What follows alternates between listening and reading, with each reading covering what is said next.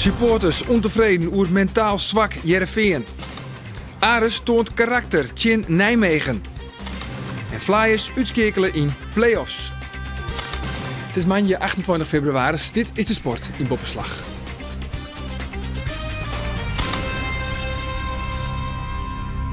Goeien, in het komende jaloeren gaan wij weer omtinken voor de Friese sport van het Oude Weekend. En Jonkendal neemt de onderwerpen ook nog een verslag van de laatste wedstrijd bij het marathonrieden. En daarmee ook het oorskiën van 43 Nederlands kampioen Bert-Jan van der Veen. Dat dadelijks, nou eerst nijs over de voetbalclub Sportclub Heerenveen. Verbjusteren wie Heerenveen-trainer Ron Jans sneeuwt te doen naar Ouderin van het fjouwe treien verliesje in Willem II. Na die nederlaag in de noemerlijst binnen de play-offs voor Europees voetbal weer wat verder voort.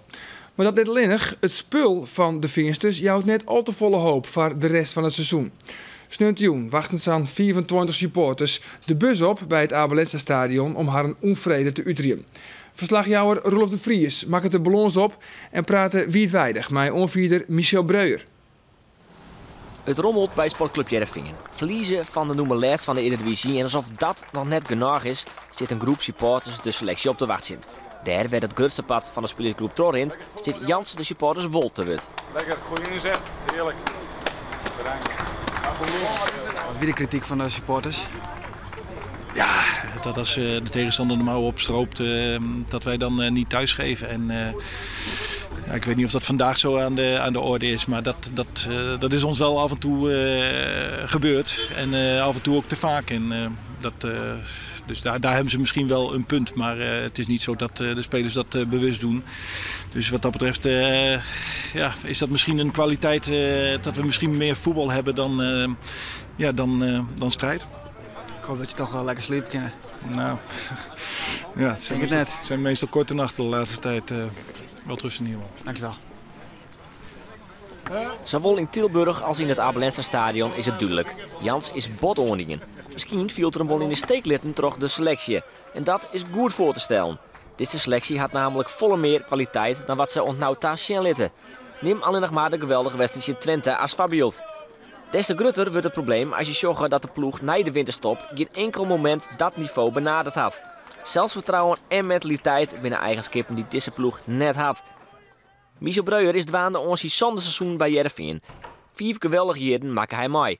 Vlinier gaat mis en ook dit seizoen is het net volle beter. Maar een mentaliteitsprobleem, daar wil Michel Breuer net om. Dat heeft in mijn ogen niet te maken met instelling of niet je best doen of dat soort dingen. Daar geloof ik allemaal niet in.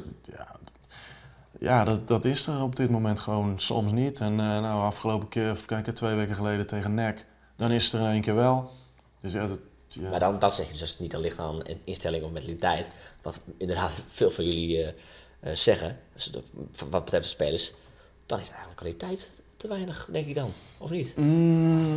Nou ja, ik denk dat we als je naar de spelers kijkt, dat er echt kwalitatief hele goede spelers lopen. Alleen ja, met z'n allen, met z'n 11 dat voor elkaar krijgen, dat als team kwaliteit, hebben we dat nog niet helemaal onder de knie. Nee. En daar had Breuer een punt. Het is geen team. Het is loszoon, het binnen eilandjes en welke overspelers Jansik opstelt en hoeveel Jansik wisselt, het helpt maar net. Welke trainer die ik van deze groep zette, echt volle meer komt er net uit. Dat haar Soljet, De Jonge en Everse Vlinier wil litten. Om Ron Jans daarom als zondebok om te wezen, gaat te 4. Toch is het beleid van Jans soms stieën vreemd.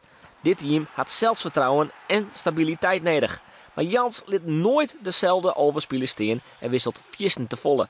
Kruiswijk in je wedstrijdskost en er zit er naast. Djuric in je wat minder helte en op de bank. Op een middenveld is er geen speler die meer dan 4 wedstrijden efter Manoor spelen had. Laten we maar net beginnen over de spitspositie en Bas Dorst.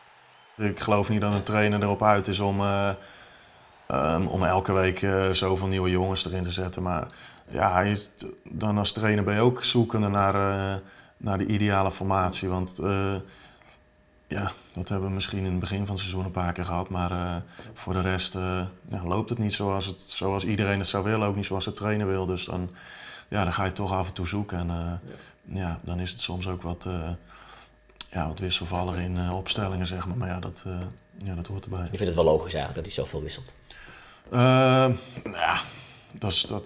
ja, dat vind ik moeilijk. Ja, als je natuurlijk een team verandert en ze winnen, ja, dan laat je het staan. En dat is allemaal wel te begrijpen.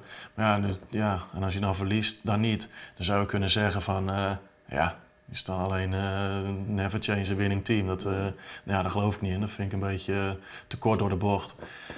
Ja, zo erg is het ook weer niet. Het is alleen nu deze laatste 3-4 wedstrijden inderdaad. En ja, ik zeg, de trainer is zoeken en misschien af en toe te veel, maar dat, ik zeg, dat is de trainer die bepaalt. En dat is gewoon heel moeilijk om te zeggen wat wijsheid is in zo'n periode als het niet loopt. Kan Ron Jans dan ook een moeilijke man zijn? Merk je dat? Nou, wel een man, denk ik, die dan aan zijn eigen plan vasthoudt. En, hij is rechtlijnig. Ja, en dan niet van afwijkt omdat dat er om hem heen van alles gebeurt. En dat, Soms niet te? Ja, misschien. Heerenveen moet gauw punten pakken, oors is Europees voetbal 4 fot. Jans moet de komende weken bewijzen dat hij de trainer is die deze club zo hard neder gaat. Sportclub Cambuur joeg Freek de Joen een 2-0 vastsprong uit handen. In Volendam was het 2-2. Nou, in Jelle Oeren krijgt Cambuur een goed keeperstrafskop als Alexander Prent makkelijk naar de groen gaat. Reza houdt de holle koel en shit de 1-0 binnen. De 2-0 valt even letter en is een plaatsje. Beekmans neemt goed aan, draait knap voort en shit skitterend binnen. 2-0 en neer te nog aan. Maar de Leouters jouwen de vastsprong nog vaartskopt uit handen. Eerst kopt Ricky Cruijff de 2-1 binnen. En nog een minuut later valt ook de 2-2. De bal wordt naar voren kopt. Platje zit boetenspul, maar Luirink rekt de bal nog aan. Daarmee is boetenspul opheven en kan Platje de liekmaker binnen zitten. Spietig van Cambuur.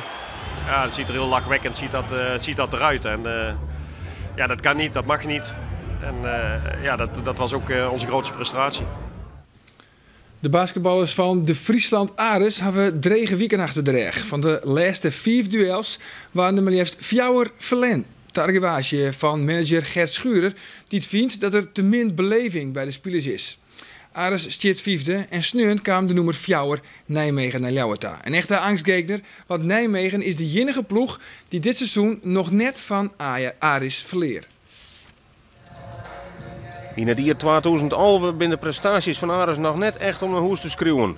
Een soort nederlagen en dus is de positie op het 5e plakje van de ranglijst haast in gevaar. En dat steurt manager Gert Schurer aan zijn mannen. Je bent manager, je bent ook liefhebber. En we gaan naar de play-offs, dat is hartstikke mooi.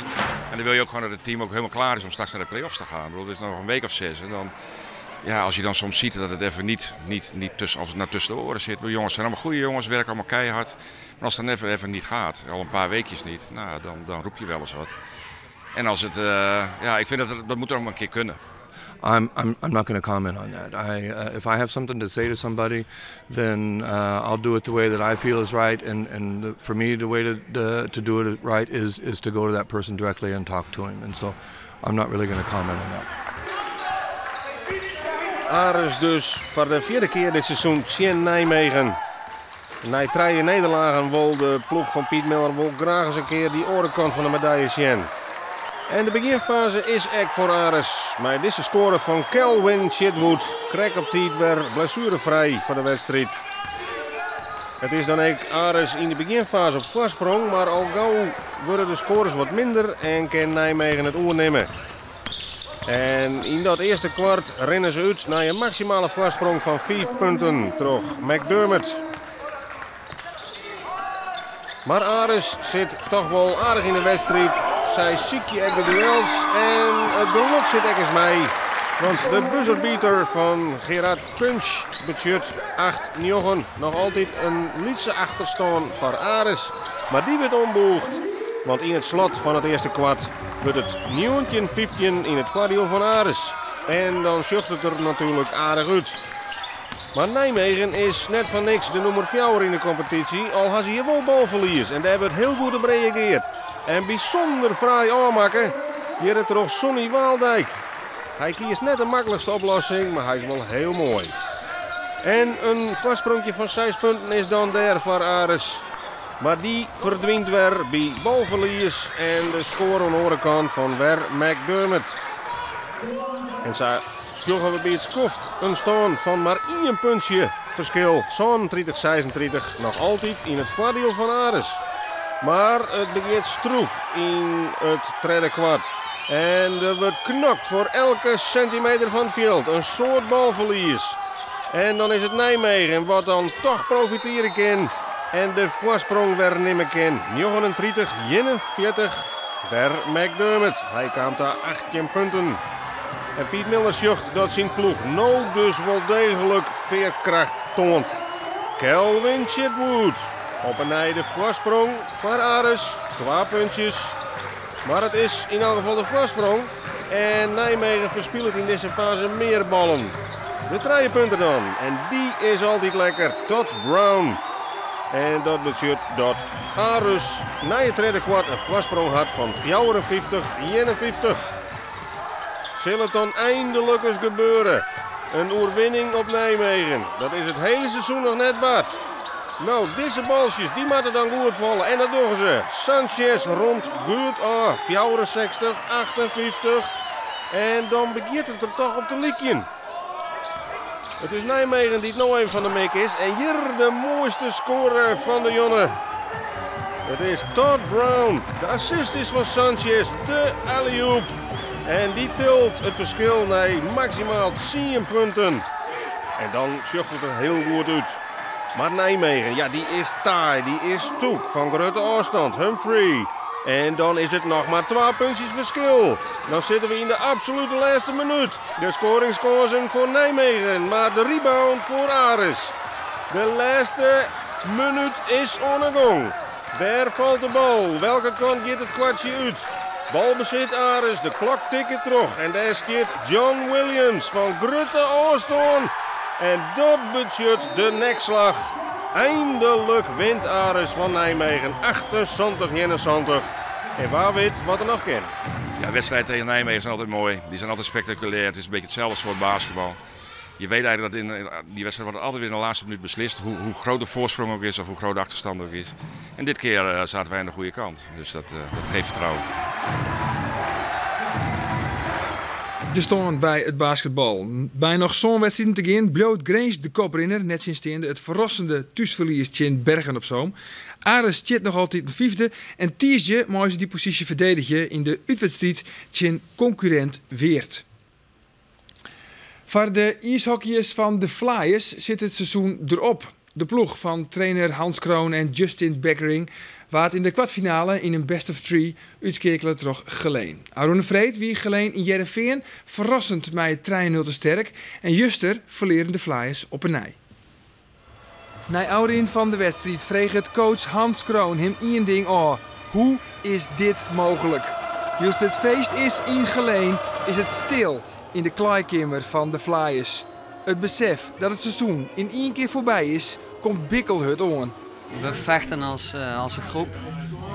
En ja, het blijft play-offs. Op het einde is een loterij, dat verlies je. Ja, het is gewoon afgelopen. De teleurstelling is enorm in het kamp van de Flyers. Krijgt als vrienden hier met de ploeg uitskekelen terug angstgegner Geleen. En dat wielst het vertrouwen vooralgaand nog zo groot wie je. Ja, ik denk dat als je kijkt naar de laatste paar wedstrijden dat wij steeds gewonnen hebben. Dus op basis daarvan zullen wij favoriet zijn. Als je kijkt naar het hele seizoen is het gewoon 50-50. Op papier binnen de Flyers favoriet. Zij binnen de competitie als derde eindigen. Geleen als 6e. Maar in de play-offs begint elke nien weer op 0. En toch het verlies van Aaron Vreed leidt de druk op de schouders van de Flyers. Zij moeten absoluut winnen om er nog een derde beslissingswedstrijd uit te slepen.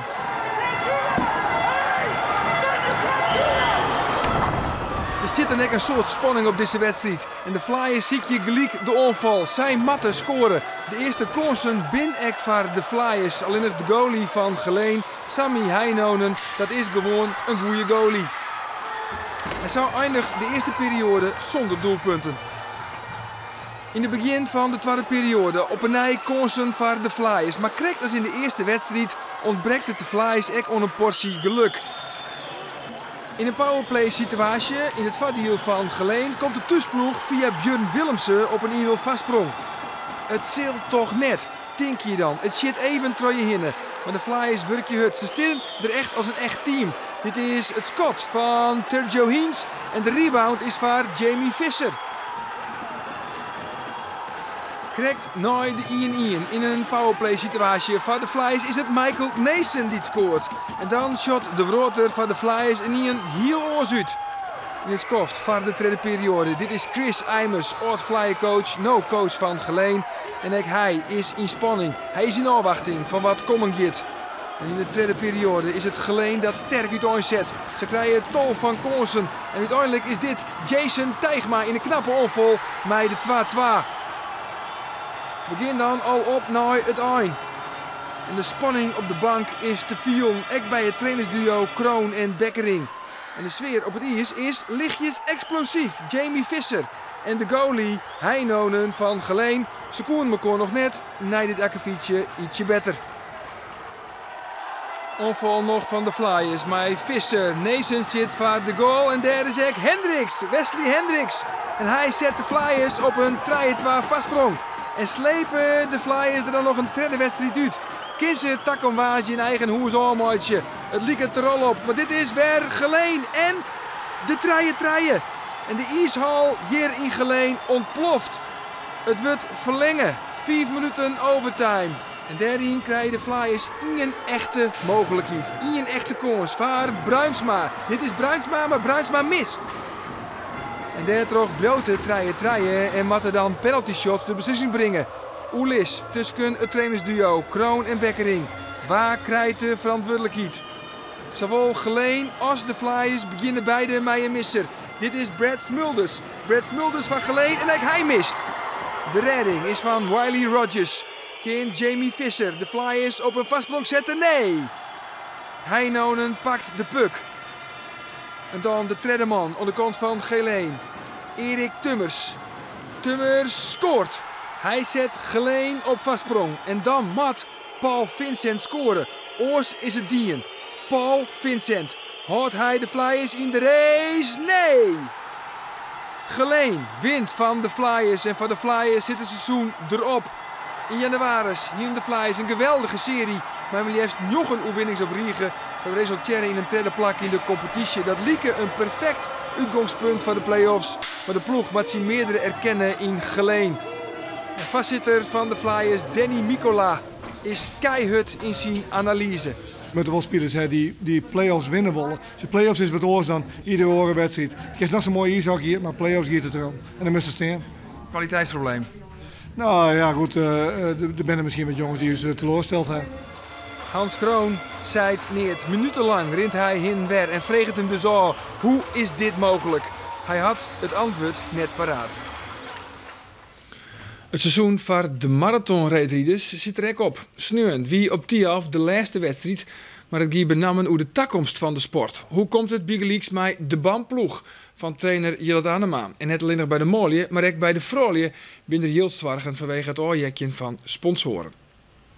De succesvolle BAM-formatie riegt de prijs nog niet in dit seizoen. Ze ambitie alle wichtige wedstrijden gaan naar Jillet Anema en consorten. Maar Anema en zijn rieders willen meer. Ze willen teruggroeien naar de Olympische Spelen van 2014 en daar heeft een bepaald budget en goede faciliteiten bij. Maar de haatsponsor wil daar net in mee gaan. Intussen beziekt het een bemiddelaar de partijen bij elkaar te brengen, maar er is hoe dan ook één ding wis. Nou, wij zijn gewoon verder als team. En wat er volgend jaar op is bast hier, dat weten we net. Er zal wel een sponsor komen, Matten. Nou, in eerste instantie zeg maar als de BAM net mooi is verder wil. Dan moet ik eerst de trainingskamp zelf betalen. Wij als rijders en Jillet Anema hebben gezegd van we blijven gewoon bij elkaar wat er ook gebeurt. En we hopen gewoon dat we met de BAM verder kunnen en dat alles weer op zijn pootjes terechtkomt. Maar we wachten het af.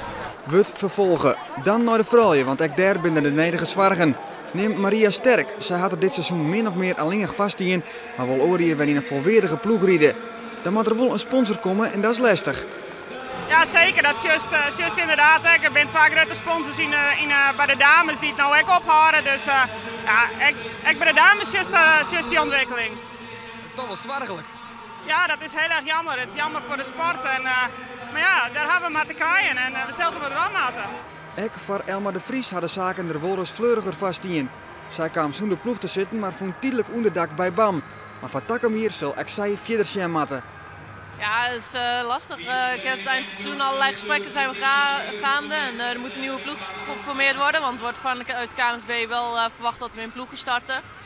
En ja, dat brengt ook een hoop rondom met zich mee wat je eigenlijk privé niet meer kan opbrengen.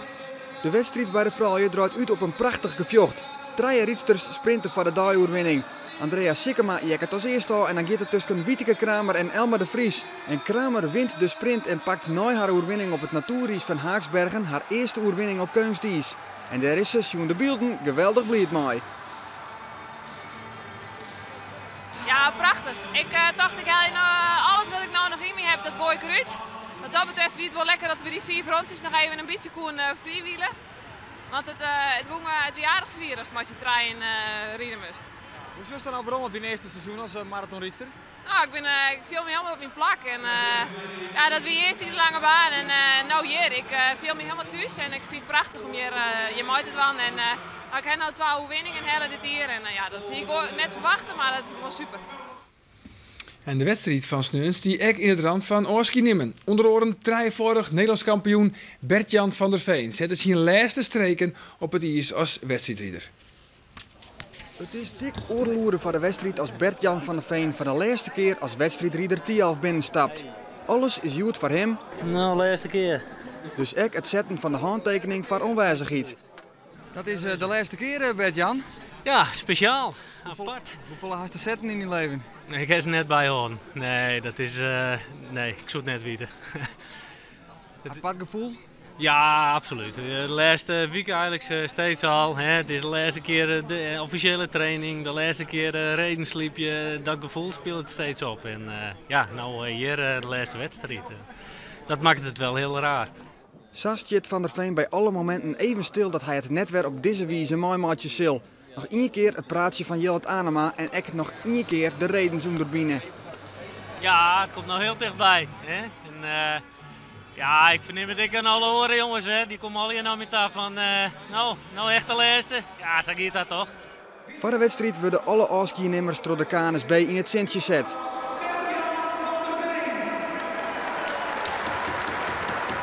En wat volgt is een ereronde terug Tialf dat voor deze gelegenheid aardig volstreemd is. Een paar duizend bezoekers zwaaien Van der Veen en de oren uit. En wielst Van der Veen zijn laatste rondjes in het peloton riet, zoeken wij even bij de coaches langs de kant. Want ook Peter de Vries houdt er nou dit seizoen mee op en loopt de door van de marathonsport achter hem dicht. Dat is een heel apart gevoel. Ik ben er al een maandje of 2 mee bezig omdat ik toen het besluit nam heb. Maar ja, dat bloot wel heel raar dat je 3 Linus Rieder stapt binnen. Maar ja, nou toch echt wel definitief dat ik met langs de kant sta. Dat is wel heel apart. En dan is het tijd voor het laatste rondje van Bert-Jan van der Veen. Hij eindigt het in het peloton en dan zit het er voor hem echt op. Een emotionele omhelzing met Jillet Anema volgt.